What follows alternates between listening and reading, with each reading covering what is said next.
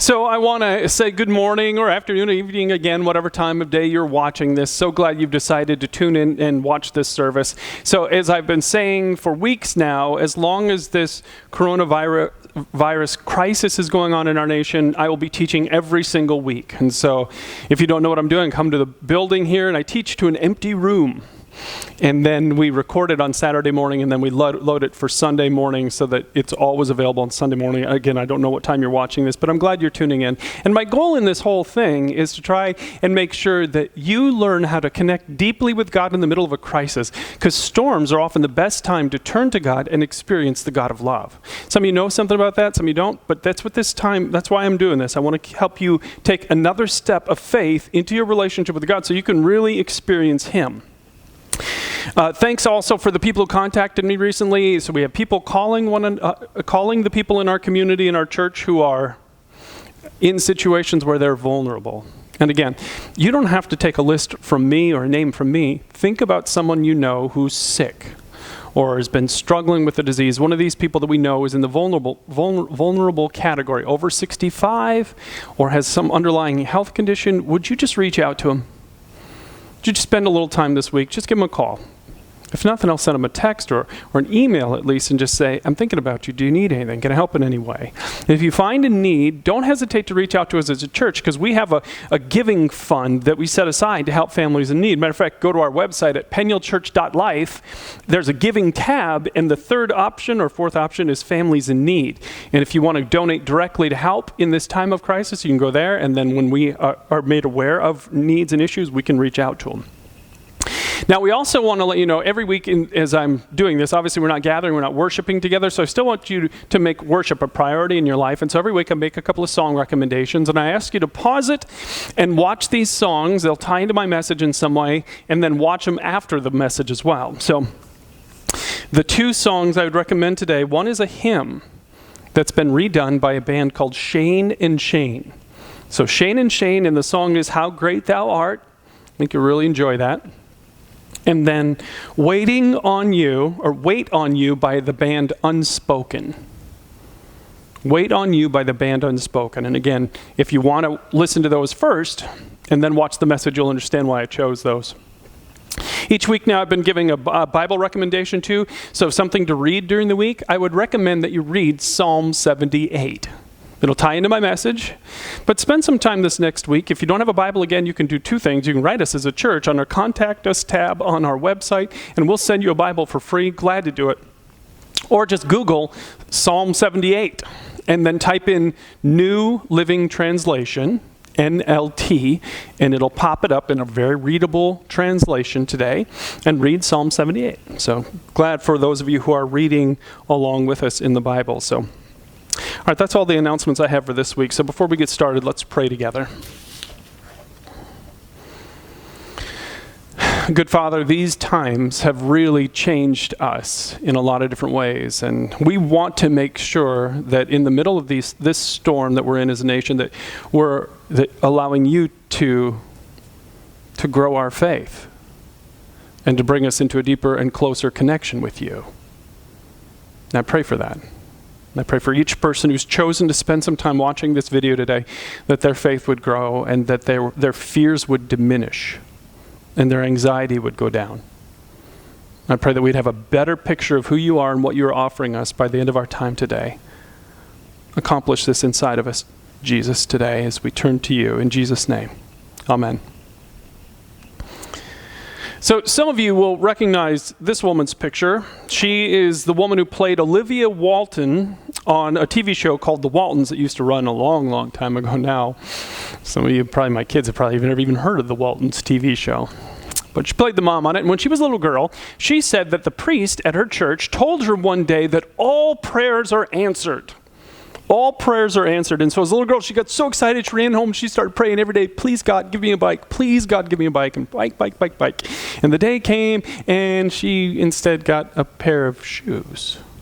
A pair of shoes. Now, truthfully, I know a lot of women who would be celebrating God's greatness if they got shoes over a bike. I know a lot of women that way. But for her, it was a crushing blow. Matter of fact, she said she wrestled with doubt for the rest of her life because of that experience. Some of you know what it's like to have a lot of doubts when it comes to the subject of praying to God. You've had situations in your life where you really needed God to show up, and maybe you reached out and you prayed and you got silence. Or you got the opposite of what you were asking for. And so it's made a lot of confusion in your life when it comes to this subject of praying. So I totally get that confusion and that frustration. And the priest that talked to that woman that day was actually right about one thing. God always does answer prayer. So we've talked about this before. You know, he answers in one of three ways. Sometimes he just says, yes, we love that one. But sometimes he says, no, we hate that one. Matter of fact, next week I'm going to talk about how to keep your faith alive when God says no to you. Because the reality is, for some of you, God has said no right now to something that was really, really important. And you are hurting and confused about what message God's trying to send you. That's really a tough spot to be in. Like I said, we're going to cover it next week. I hope you can join us for that one. Or invite somebody that you know whose faith is struggling for that one. And then the third one is wait. Sometimes God says wait. Now, this one sounds completely like no to us. It sounds completely like no, because it's not like God says, hey, Brian, I just want you to know the answer is yes, but not yet. We're praying and praying and praying, and we get nothing, and it's frustrating. It's like, what's going on, God?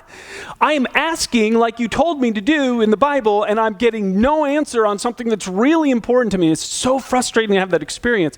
And then eventually, if you do this long enough, your faith grows, and you realize there are reasons why he has us wait. Sometimes he has us wait because the circumstances aren't right, or the request isn't exactly right, and he's going to answer it in a way that's so much better. You see that a lot in life. I've learned that so many times. But sometimes he has us wait because what's wrong isn't the circumstance or the timing, it's something inside of me.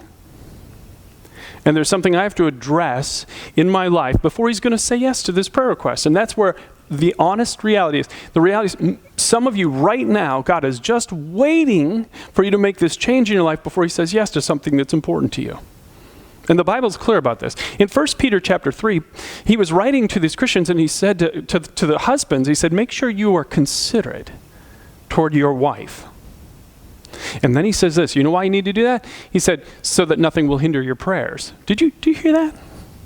So if you are selfish as a husband toward your wife, if you don't take her decisions into if you don't factor in her input in your decisions, just do whatever you want to do with the money in your life and your career. If you are selfish, inconsiderate with your wife, your prayers are actually being impacted. They're being hindered, he says. Some of you women are like, can we just rewind that part? Let's just watch that again. Honey, did you hear this? Or, hey, it's okay. Right, but the point is that God says in the Bible, there are certain things that can impact your prayers. Now, the good news is when you become aware of those things and you remove those obstacles, then you connect deeply with God and you begin to see God really begin to work again. And some of you, this is the deal, because it's not that God isn't willing to help in response to what you're saying or ready to help. It's that there's something first that has to be addressed inside of here before he's going to do what he's going to do. This is really important step, because some of you right now, you have significant needs, and you need God to answer a prayer about one of your kids, because you're just heartbroken about the choices they're making and you need him to come through, or a prayer about your financial situation, because you need him to come through. Or a prayer about your future, because you had it all mapped out and you were all ready to go down this path, and now the path doesn't even exist anymore. The storm has blown the path away, and you don't know now what way you're supposed to go in the future. You don't know what the right next step is, and you need God to guide you. You need him to show you. And so it's really, really important that we make sure that there's nothing inside of us that could be slowing down the response from God, hindering our prayers. So we're in this series that we started last week called Dear God. And we're going to continue it by talking today about, why isn't God answering my prayers? So if you're watching on our website at penuelchurch.life, the notes are right there. You're welcome to just click those and open them. And I really want to encourage you to have them open on the side of the screen, or have them up on your phone while you're watching it on whatever screen you're watching it on. And for welcome to those of you watching on YouTube as well, in the comments description below the video, the notes are right there. So if you want to pop those open and follow along, I'd encourage you to do that. And let's jump right into this. So there are 3 obstacles we're going to talk about. Problem number one is I want something more than I want God. Now, I know a lot about this one personally. Matter of fact, all of these are based on personal pain. So I'm hoping to spare you some of my pain, because I've been praying since 1984. And I've learned so much about prayer. So I'm going to share with you some of the things that I've encountered that have really slowed me down and hurt me. One of the first big mistakes I made came when I misread this verse. Hebrews 11:6 says, without faith, it's impossible to please God, because anyone who comes to him must believe that he exists and that he rewards those who earnestly seek him. So two things it says. You really want to see God work in your life? You got to believe two things. You got to believe that God exists. Do you believe that God exists? Some of you, that's a big struggle right now. In June, I'm planning to do an entire message on the evidence that points in the direction of rational belief in God. So we're going to tentatively plan to do that in June. For some of you, you're like, oh, I need to come back and hear that. Or I've got friends or family that I want to share this video with them. So just so you know, we're going to address it. But for me, I believe in God. I believe he exists. And then it says the second thing is you got to believe that he rewards those who earnestly seek after him. And so when I first learned that verse, I actually wrote it in my notebook. I have one of my notebooks here. I'll show you in a little bit. I have a notebook where I write down things I'm praying about. Last week we talked all about this. You can go back and watch it. And so I have the things that I write down that I'm praying about, and I actually wrote this verse. You got to believe he exists, and you believe he rewards those who earnestly seek after him. And it got me kind of excited when I was a young Christian. I'm like, all right, he says he's going to reward me. All right, this is awesome. And so I began to pray and pray and pray because God was going to reward me. And so then the problem became right there with that whole, what is the reward? What's the reward he's talking about in this verse? Well, I defined it. The reward was obvious, right? Success. God was going to make me successful. I was going to have a big church, huge budget, comfortable life, nicer things, big retirement, great salary, smooth sailing in my life. And the first one is the most important one to me personally. It may not be to you, but it was to me. I would be successful. And that's what the reward was. God was going to reward me. And then life happens. And a lot of the things on my list weren't happening. And I prayed for years. Years and years and years. And finally, I reached a point of frustration, and I was reading that verse again, and I kind of got a little frustrated with God. I remember talking to God about it, saying, God, I'm frustrated with this. You said all I have to do is believe that you exist, which you know I do, and believe that you'll reward me. Why am I not being rewarded? And then, in a short time, God revealed the mistake that I was making. See, here was my formula up to that point in my life. I pray, I get God's rewards. He fills my hand with everything I'm telling him is the reward, which is pretty much the American dream, right? My version of it. And then what I learned was I was doing it wrong. I pray, and God himself is the reward. And by the way, the verse actually says that. He rewards those who earnestly seek him. My focus was on stuff that I would get from God. But the verse says the focus needs to be on the real reward, which is God himself. I'm seeking him. Oh, once I realized I had done this, it was time to really make a change. The biblical word we talked about last week is repentance. It's like I was going this way, and it's like, oh no, I'm doing that wrong. God, I'm so sorry. I'm going to go this way. And the way to go to change this one is to remember that God is the only real treasure and put him first in your life. Now, some of you can read those words on your notes, but you don't believe them. I mean, let's be honest. How many Christian Americans actually believe that God is the only real treasure in America? Barely any.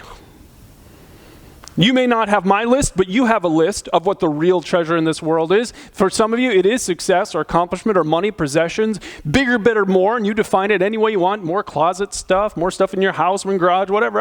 You define it. Marriage, children, how many people think that that's what it's about? It's about that, and I won't be happy until I have that, and God's only purpose is to give me that. And maybe I didn't put your thing up here on the list, but the reality is for many, many people, we think that other things are far more important to us than God, and the real goal of God and prayer is to get the stuff from God rather than getting God himself.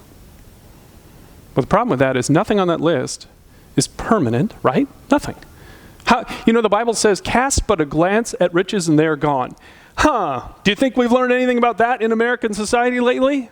How temporary are riches in this world, possessions in this world, our health in this world, fame, attention, how temporary and transition is all this stuff. It's like, it doesn't last. It can't satisfy you. The wealthiest people in America are not the happiest people in America.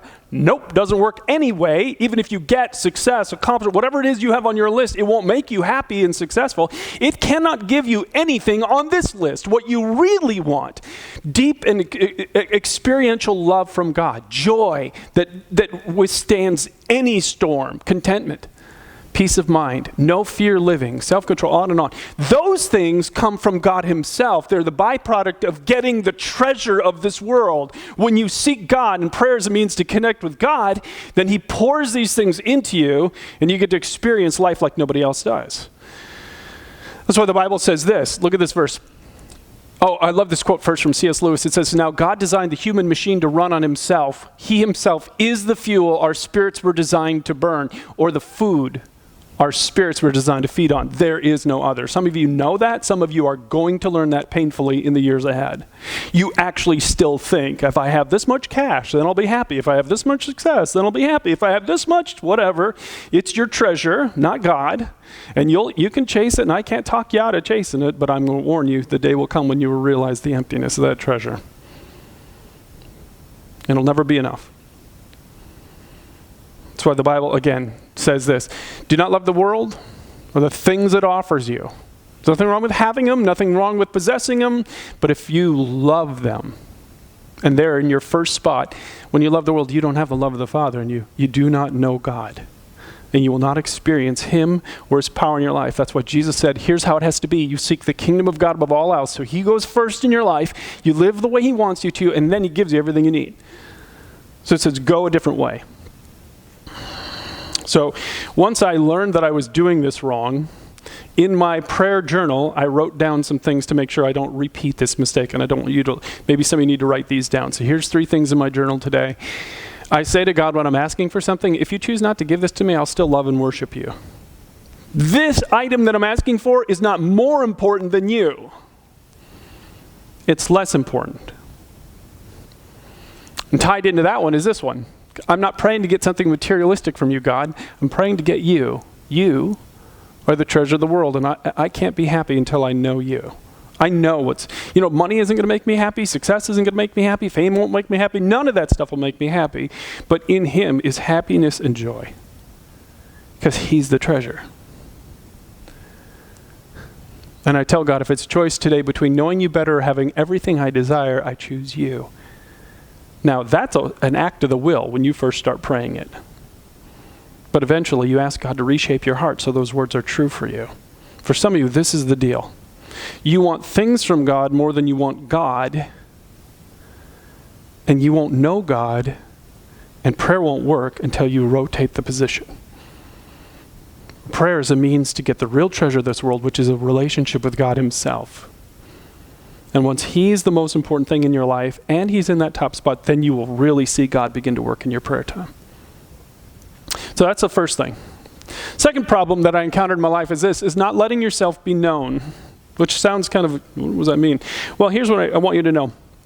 There was a 4-year-old boy who was often asked by his family to pray before the meals, and then Thanksgiving rolled around that year, and his mom said, "David, would you pray for the Thanksgiving meal?" And so the little boy said, okay, and bowed his head, and he starts, "God, thank you for Grandma and Grandpa," and starts naming everybody, and then he starts on the table. He's like, "Thank you for turkey and stuffing and cranberries." And he paused. He said, "Mom, will God know if I'm lying if I say thank you for broccoli?" Yes, God will know you are lying. You don't have to say thank you. I'm never going to say to God, "Thank you for lima beans." Okay? Just no interest in that at all. He doesn't want fake. He doesn't want insincere. He wants honest. So little boy, you don't need to thank him for broccoli. This took me a long time to learn. So I became a Christian as a freshman in high school. I started praying. I got that notebook, and my first notebook I have is from 1988. So not long after I became a Christian, I started writing down things I was praying for, and my list just got longer and longer and longer. And I'll be really honest with you. I knew it was the right thing to do, was to pray. And I knew it was right to pray for my world and the government and my church and the friends and relatives and people who weren't Christians. And I was praying for all these things. And I hated it. I'll be really honest. I hated it. It was dry and boring. It didn't feel like it was doing anything. I hated it. And it would take a long time because my list was really getting long. And I got so frustrated until one day, it was in the early 1990s. I was a pastor of a church in Madison at the time. And I went into the sanctuary and I got down on my knees to pray that day. I had my little prayer list, long prayer list, and I was just going to pray and I didn't want to. And I started going through the list and I couldn't take it anymore. And I shoved the list aside and I said to God, I hate praying this list. This is boring. It feels like nothing happens here. It feels like my prayers go up, hit the ceiling, come right back down. It's like, why am I even doing this? It doesn't seem like you're doing anything. And then I really told God how I really felt about what was going on in my life, in the church. The church was so unhealthy at that time. There was so much sickness. There was unhealth inside of me. And I started just telling him everything. And I'm telling you that it was the first time in my life I've ever done this. And I expected, and I literally felt like I am about to get a lightning bolt to the back of my head. This is it. They'll find my crisp body in the sanctuary when they come and open it up next week for church. Because there's no way you get to talk to God like this. And instead of getting a blast from God, it was like God came and sat next to me in the pew. And for the first time in my life, I had this incredible connection with God. And I was so surprised by it. It's like, wait, you wanted honesty all along? Because I can be honest, God. There's a lot I got going on in my head. I can tell you how I really feel about everything that's happening. Now, the reason why it had such a deep spiritual impact on my life is because what Jesus said. Jesus said, at the end of time, there's going to be some that God's going to say, depart from me. And when he says it, he's going to say, I never knew you. The purpose of of Jesus is to build a relationship between us and God the Father. He wants to know you. He doesn't want safe, artificial prayers. He doesn't want some random list where you just belt out things you think he wants you to hear. He wants you. Heart, head, all of you to express what you really think and feel to him. So the solution to this one is this. I cry out to God in honesty. I turn to God and I hold nothing back. I tell him exactly what I'm thinking and feeling about all of it. But if you were going to be honest with God this morning, right now, or whatever time it is when you're watching this, if you were going to say what's really in your heart right now to God, what would you say? Some of you, it would be something on this list. You would say, God, I am scared. Or God, I'm angry or lonely or tired of waiting. I'm hurt. I'm disappointed. I'm confused. Or this, I am overwhelmed. And I'm mad because you don't seem to care that my boat is filling with water and I feel like I'm going to drown, and you just feel like you're just doodling in heaven, like you're not even paying attention. And some of you, even seeing the words on the screen makes you uncomfortable because you're like, I could never say something like that to God. But the reality is that's the level of honesty that God wants to get you to. That's where God wants to take you. There's a phrase in the Bible that you see when you read your Bible, you see it over and over again. When you see people really connect deeply with God to experience his power, it's the phrase, they cried out. They pushed their little safe list of prayers aside and they said, here's what I really need from you right now. And they cried out. So many places in the Bible where it says things like this. Then they cried out to the Lord in their trouble, and he delivered them from their distress. And the crying out is honesty. It is raw. It is, here's what's going on. Here's how I feel about it, and I am helpless to do anything about it. And that honesty and that crying out is what really connects you to the power of God, to the compassion of God. So because I struggle with this, this is not natural. I struggle with really being vulnerable. I struggle with being vulnerable with people, and I struggle being vulnerable with God. I can settle back for my safe little list of things that I'm praying for. So in my notebook, almost right toward the top, it says this. And when I'm reading through my prayer list, I say, God, if I was being completely honest with you today, right now, I would say this. And then I try and think about how am I really feeling? Am I thinking about all of this? Matter of fact, earlier this week, I got to that question, I just put down my notebook where I write down the things I'm praying about, and I set it aside, and I said, I'm just going to talk to you about how I really feel about everything. And I spent the entire time just talking to him honestly about what I was thinking and feeling about everything. about what's going on in the life of my kids, about what's going on in my job, in the church, and the economy, and the government, and all of it. And I spent the whole time just being honest with God, and it was one of the most deeply connecting times I've had in a long time.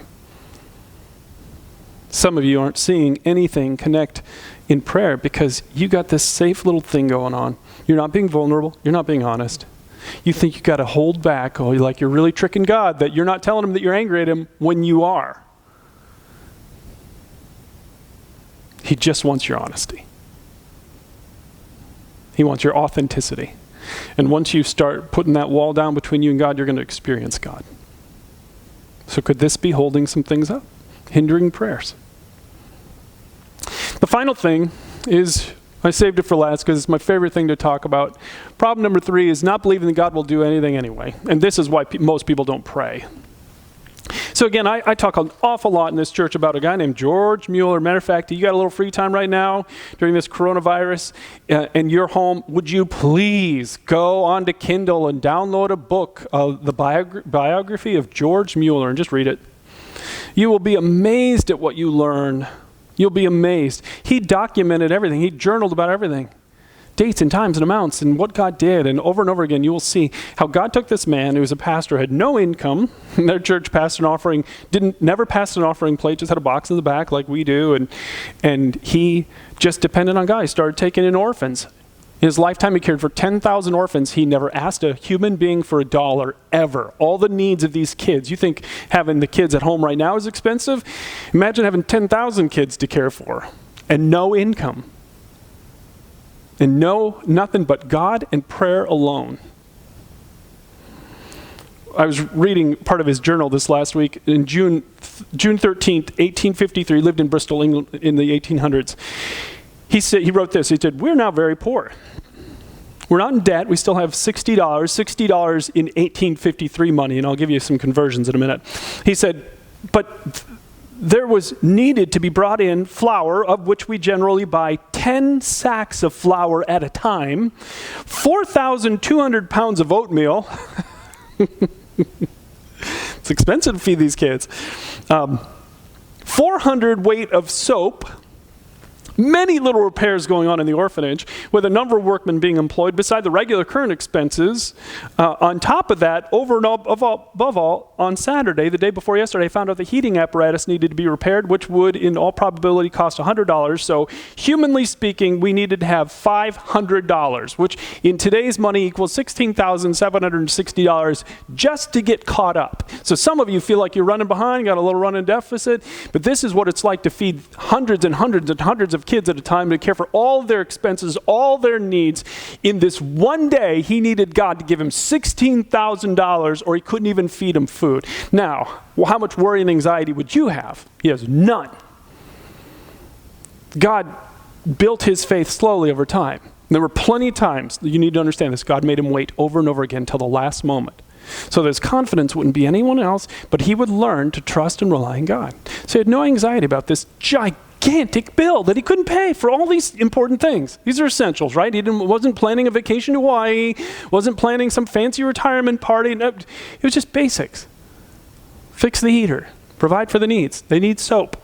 They really need soap. They really need food. So he kept journaling. He said, I had no human prospect whatsoever of getting even 200 pennies, let alone $500. Plus, he said it was Monday, and generally, in his experience, Monday was a slow day in terms of people giving. The only way that the needs were met was he would pray about the need, and God would put it on the hearts of somebody to come and give him either money or food. That's how this thing worked. That God moved the hearts of men through faith by prayer alone. And God used that prayer to change people's priorities about their spending. And so he said, Monday, generally, there's very little income that comes in. He said, but as I was walking to the orphan house that morning, I was praying as I went, and I told the Lord in prayer, hey, even though it's Monday, you can send me as much money as you want to. Whatever day of the week doesn't matter to God. And he said he went about his morning business, no anxiety, no fear, and then all of a sudden there was a knock at the door, and an envelope arrived, and when he opened it up, it contained over $50,000. $50,000 in today's money. How many of you ever got a check for $50,000? Just a random check. Here you go. Here's $50,000. That's how God provided. He said, the joy which I had cannot be described. I walked up and down my room for a long time with tears of joy and gratitude to God, praising him for his goodness and surrendering myself afresh with all of my heart to him for his service. I scarcely ever felt more of the kindness of the Lord helping me. Now, this is really important. I've said this over and over again. If you miss this in your life, you're really going to struggle with your faith. Why does God allow us to have needs in life? Why did he have the furnace break down and all of these other needs stack up? You have it. You have seasons of life where it seems like everything that can break is breaking. You have it. Maybe you're in it right now. Why does he allow that? Well, because he's mad at us, right? He hates us. He's trying to punish. Not at all. Needs are the opportunity to experience God if we cry out to him, turn to him, admit our helplessness, and let him do his work. Needs are the opportunity for you to experience the love of God when he provides for your needs. Do you think George Mueller felt loved in that moment? Think the kids felt loved? Absolutely. You experience the love of God when you bring your needs to him, you let him meet your needs, and faith is the key to all of it. The problem is it's really, really hard to trust God for anything, let alone $17,000 worth of needs, right? That's really hard. Man, we struggle to trust him with anything. It was the same way when Jesus was here on earth. One time he went into a village, and look what it said, is he did not do many miracles there because he was really tired and he was out of power anyway. He needed to recharge, needed a big power nap, needed some healthy protein to get his power. Not at all. Well, it had nothing to do with him. And the lack of activity in your life today has nothing to do with God. It says they just didn't believe he'd do anything anyway. It's just Jesus. He's common. He can't really help us. Our problems are too big for him. He can't really address it. And it's like, wow, how sad. And that's how, the reason why most people don't pray, most Christians don't pray, is actually this. We just don't believe he'll do anything in response to our prayers anyway. So it's not even worth spending 10 minutes a day or 5 minutes a day sitting down with God. Because he's not going to do anything anyway. Because if you actually believe that he would do something, you'd pray. So the solution to this one is to add expectancy into our prayers, to pray with the expectation that you're going to see God work because he promises that he always responds to prayer. Yes, no, or wait. Always. Pray with faith and expect to see God work. So what does this mean? It means first you got to sort out, what do I believe about his power?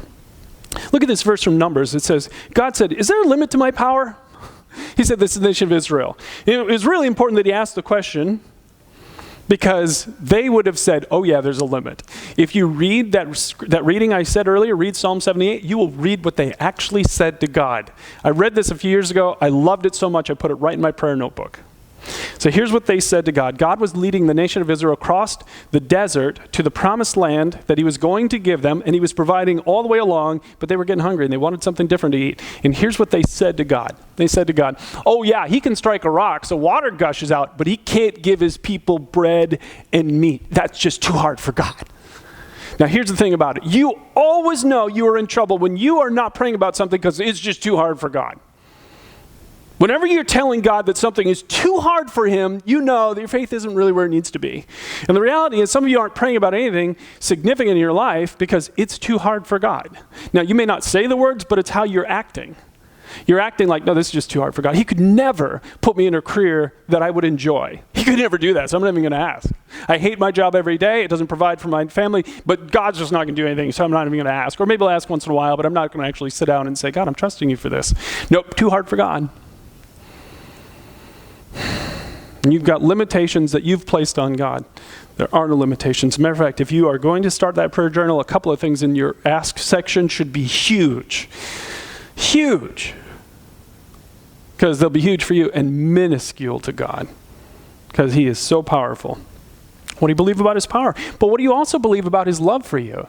Look at what it says. You know why we cast all of our anxious things upon him, why we bring all the needs that we have to him? It says it's because he cares for us. He wants to. See, my future is secure. My present is secure and my future is secure. Not because of whatever happens in the stock market, not because of whatever happens in my company, not because of whatever the government does. My future, my present and future are secure because the God who made all this holds me in his hand. And says, no one can snatch me out of his hand. I am secure because of him. Because he cares about every detail of my life. Jesus said he cares about it. He's numbered the number of hairs on my head. Just like for fun one day, count. I'm going to count. It's like he cares about every detail of my life, every detail of your life. And that's why he wants you to tell him what you need. Because he loves you. And every loving father loves to meet the needs of his kids. He loves you. He's powerful. And so we add in, when we remember these things, then we add in this. We thank God before you even see him do it. That's how you add faith to your prayers. Thank him before you even see him doing it. So in my ask section of my prayer, which we talked about last week, you have an ask section. Here's where I'm asking. I wrote off to the side, thank you. And I try to remember to discipline myself to thank God before I even see him answer my prayers. Because here's what Jesus promised. You could take this one to the bank. My Father is always working, and so am I. He promised it. He is always working. He is working in answer to the prayers that you're asking even before you can even see it. Now, I don't always do this right. But once in a while I do. Once in a while I do this right. 2006, the church I was at the time had a huge financial crisis. There was no way to balance the budget, and the only way to do it was to take the only thing we could control were staff salaries. And so the staff that was there at the time, we all took massive pay cuts. And because I was the leader, what I believe is the leader always goes first. And so I took the biggest pay cut of all, by far, a pay cut to an amount that I knew budget-wise we could not afford to live on. It was the only way to make the budget work. Now, by this time in my faith, I'd learned a lot about God, a lot of the things I talked about, and so I actually opened up a section in my prayer notebook at the time. This is my prayer notebook from that time period. It's really cool when you start doing this and you start journaling. You go back and read these things, your faith grows so much. And I wrote in it, God provides, and I had an expectation that God was going to do something as I trusted him. No idea what he was going to do. The pay cut that we had to make, those pay cuts lasted for 6 months. And anything that happened above and beyond what I was expecting to happen, where someone gave me a gift card, people gave me cash. I mean, just things that were just so strange that happened, that only happened primarily during that 6-month time. I wrote right in here, put the date next to it. And when the 6 months was over and the time when my salary was restored was done, I added up everything that came in unexpectedly during that time. And God gave me more than what I'd given up. What a lucky thing. What a coincidence. Wow, what a lucky break for me. No, it's what he says will happen to people who learn to trust him. This is how God works in our life. Do you have any expectation that God is about to do more in your life? Do you actually believe he's going to answer your prayers? Then pray. Do what we said last week. Make an ask section in your notebook. Put a date down. Here's what I'm specifically asking for. Make it specific and detailed. And then put the word thank you off to the side. So thank you, because he's already at work. He may not do exactly what you want, but he's going to do something because he promised he would. He is always at work, and you can trust him. Some of you, one of the things I can tell that you are Christians or followers of Jesus already, I can just tell you this. So many times I wanted to quit on prayer over the years because it was, like I told you, dry or boring. It felt like it was bouncing off the roof. There is something incredibly powerful in hanging in there, in persisting. There are lessons I learned in the middle of those times of frustration that I couldn't have learned any other way.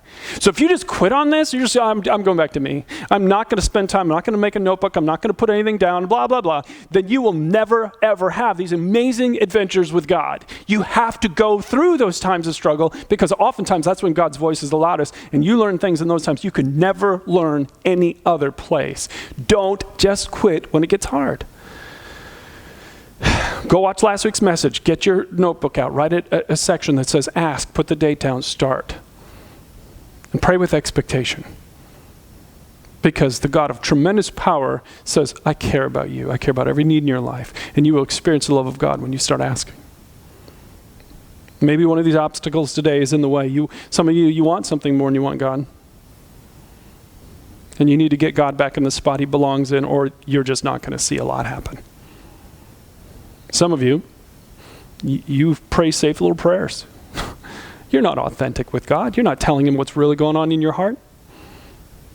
As long as you play it safe with God, you're not going to know him. You have to cry out to him. Take that wall down and let him know what's going on inside of you. And some of you, you're just not expecting to see God work. And until you do and add that faith element, you're just not going to see him work. Which one of those do you think you need to prioritize?